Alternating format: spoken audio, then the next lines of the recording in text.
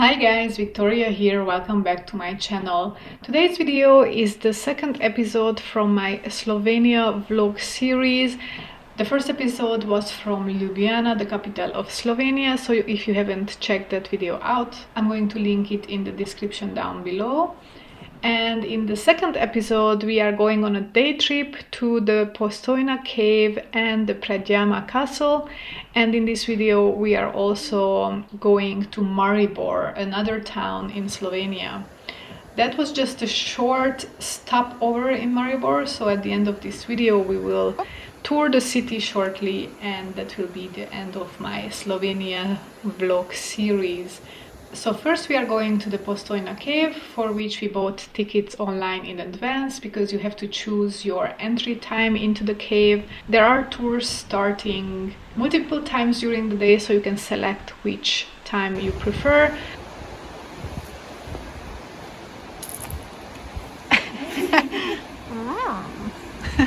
I mean, the water is down there and it came up all the way here. That's crazy. What is recommended is to do the cave tour first, and then if you buy the combined ticket with the Predjama Castle, then you can go to the castle second in the afternoon. So the Postojna Cave is a more than 24-kilometer long karst cave system in southwestern Slovenia. We were coming from Ljubljana by car and it took us around 45 minutes to get there. While the cave system is 25 kilometers long, only 5 kilometers is actually open to the public. Out of these 5 kilometers, 3.5 kilometers is traveled by a train that takes visitors through the cave, and then the remaining 1.5 kilometers can be navigated on foot with a guide. The tour takes around 1.5 hours, and a ticket to visit both the Postojna Cave and the Predjama Castle combined cost €41.90, which is actually, in my opinion, surprisingly expensive. Over the past 200 years, the cave has been visited by more than 39 million visitors from all over the world, so it is actually a very popular tourist destination. As for my footage within the cave, my phone footage is actually what you can see right now. It's pretty good. However, my camera footage with my GoPro was way too dark for you to enjoy, so there won't be much of that shown in this video. The cave is open daily also on public holidays. Each cave tour is accompanied by a tour guide who provide visitors with tour commentary in Slovenian, Italian, English and German. But you have to make sure to stay close to your tour guide because we were kind of left behind and then we missed a lot of the information that she was sharing. So the tour guides actually present a lot of details to the people, but one tour includes over 100 people, so it's a bit difficult for everyone to hear everything. And there are also audio guides available, but those are at an extra cost, but they are available in 17 languages. One important thing to note is that the temperature inside the cave is constant throughout the year. It is always around 10 Celsius degrees. So warm clothing and sporty footwear is recommended for a trip. I always like to share some historical background on everything that I visit, so here it is. In 1818, the cave was prepared for a visit by Francis I, the first emperor of the Austrian-Hungarian Empire. At this time, a new area of the cave was discovered accidentally by Luca Čech, a local man in charge of lighting lamps inside the cave.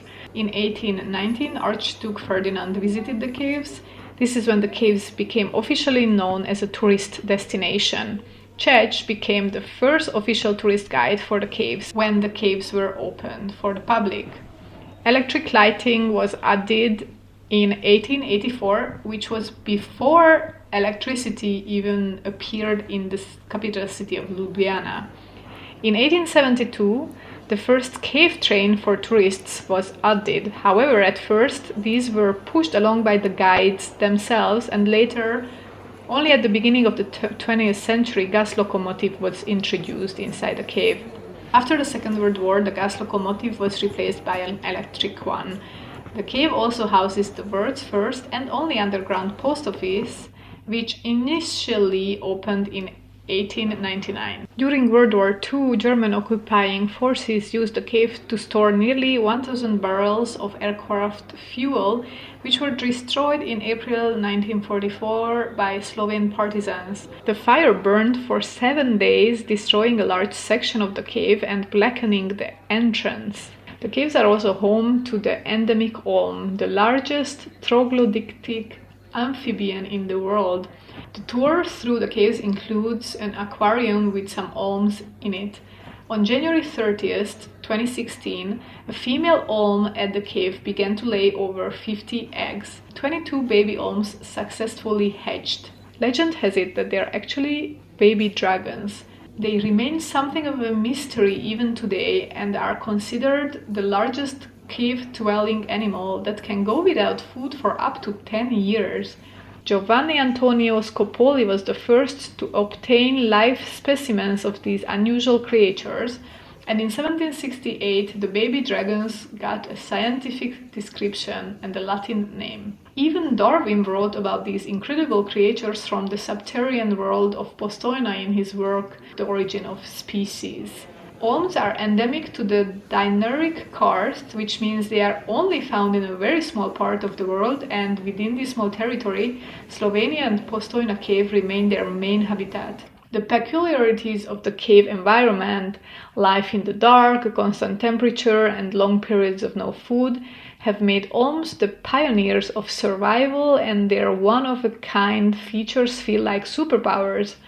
Olms are unusual even in their appearance. They have long snake-like bodies, and their lengths of 25 to 30 centimeters make them one of the largest cave predators. Their skin is pale and pink in color and looks almost translucent. They have small, short legs. They move around the water by snake-like twisting of their bodies assisted by the legs. They breathe with external gills and rudimental lungs. Although adult olms have no eyes, they can see everything with the help of skin receptors. They are very good at sensing their prey, and their skin is also very sensitive to light. They have a lifespan of up to 100 years. And now onto the Predjama Castle. There is actually a shuttle service from Postojna Cave to the castle, which is available in high season, and the ride takes up to 20 minutes. We just missed that bus with 1 minute or maybe 30 seconds. We saw it leaving. At the end of March, when we were there, the next bus would have come in like an hour or 1.5 hours, and then we would have missed our chance to actually visit the castle, because the castle was closing at 4 or 5 p.m. I think 4 p.m. So the castle is a Renaissance castle built within a cave mouth, which makes it unique. It was built under a natural rocky arch high in the stone wall to make access to it difficult. It is the world's largest cave castle listed in the Guinness World Records. It tells a picturesque story about the times when comfort had to give way to safety. The castle became known as the seat of the knight Erasmus of Lug. He was the lord of the castle in the 15th century and a renowned robber baron. According to legend, Erasmus came into conflict with the Habsburgs when he killed the commander of the imperial army, who had offended the honor of Erasmus's deceased friend. Fleeing the vengeance of the Holy Roman Emperor Frederick III, Erasmus reached the family fortress of Predjama. From there he allied himself with King Matthias Corvinus, who was the Hungarian king at that time, and began to attack Habsburg estates and towns in Carniola. The emperor commissioned the governor of Trieste with the capture of killing of Erasmus. Erasmus was killed after a long siege of the castle, and according to a popular but unfounded legend, Erasmus was betrayed by one of his men and was killed by a shot from a cannon in his lavatory. Following the siege, of course, the castle was destroyed and had to be rebuilt. Then later on, the castle also burned down and was rebuilt again in Renaissance style in the 1600s. Under the castle, there is a karst cave which spans 4 floors and is the second longest Slovenian cave. A section of the cave can be seen within a guided tour, while the rest is visited as part of adventure tours. The castle is open to visitors all year round, whereas the cave is open only from June to August due to the bats' hibernation period during the rest of the year.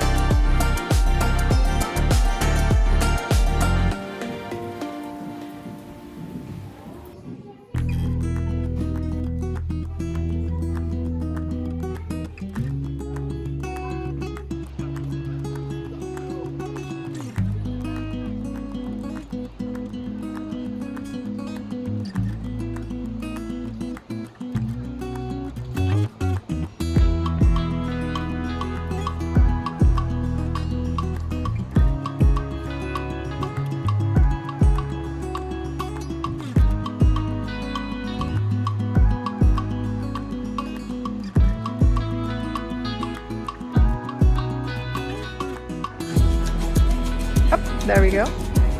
Yawning, okay.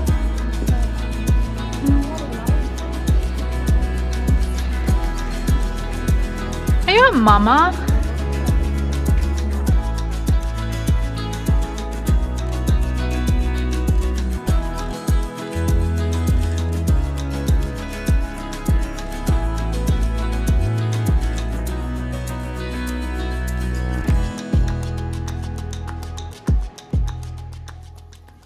The next morning we went back to the market area. We were looking for breakfast and we found also the flower shops or the flower stands in the market. They had beautiful tulips and roses and all kinds of flowers starting to bloom in March. And we also found the milk vending machine, which is in this area, where you can buy milk 1 liter for 1.3 euros. And yeah, it comes just from the machine from there. You just either bring your own bottle or you can buy a plastic bottle there. And then we ended up going for breakfast at Norma 23. The breakfast was great. They sell pancakes and galettes like French style. Very tasty. We were very happy with it. Yes, that's really nice. Following our breakfast, we left for Maribor, where we had a short city stroll on foot, and we also had a coffee in one of the bars near the Drava river. And following the short 2-hour break in Maribor, I actually drove back home to Hungary. So this is where my trip to Slovenia ended. Thank you for watching these 2 episodes from Ljubljana as well as this episode. I hope you enjoyed it. I hope it was informational. If you liked this video, make sure to hit the like button. And if you are not subscribed to my channel yet, then consider to subscribe. I make travel vlogs from around the world as well as other interesting videos, decluttering, organizing, lifestyle. So if you're interested in that, make sure to subscribe. I'm looking forward to see you at my next videos. Until then, goodbye.